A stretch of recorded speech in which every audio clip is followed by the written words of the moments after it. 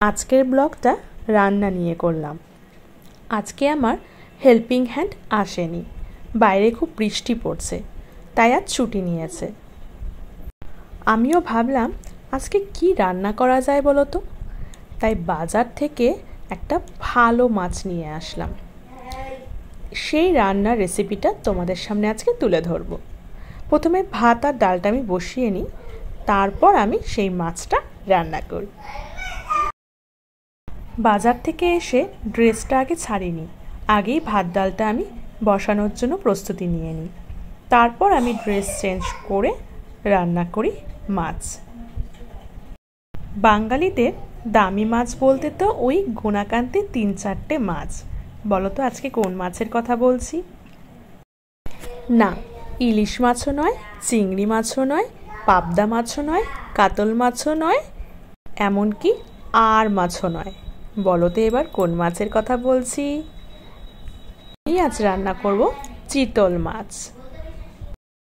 হ্যাঁ, অবশ্য তোমরা এখন ভাবতে পারো চিতল মাছের মুইঠা রান্না করব। না, তা নয় গো, আমার এত টাইম নেই ছোট বাচ্চা নিয়ে কাটা বেছে মুইঠা রান্না করার।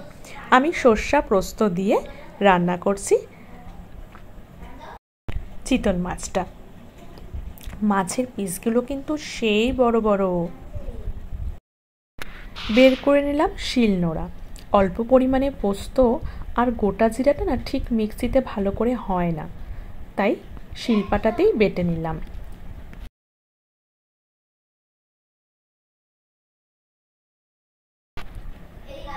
এই সেই মাছগুলো, পিসগুলো দেখেছো অনেক বড়, কিন্তু আমি নিজে বাজার করেছি। এরপর মাছগুলো ভালো করে ধুয়ে নিই।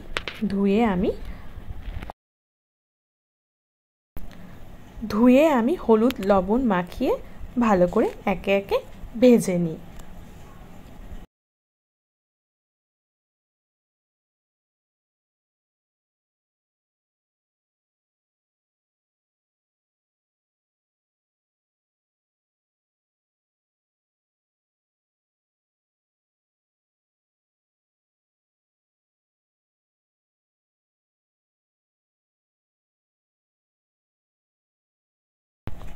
একদিকে আমি টমেটো, পেঁয়াজ, লঙ্কা মিক্সিতে পেস্ট করে নিই।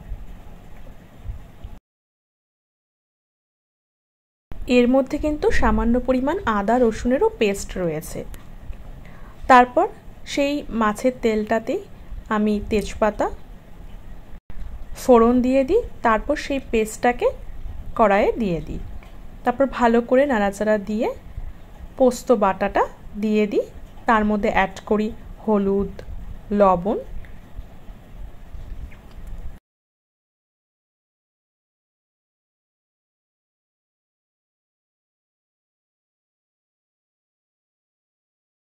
তারপর খুব ভালো করে কষিয়ে নিই। তারপরে একে একে মাছগুলো দিয়ে দিই।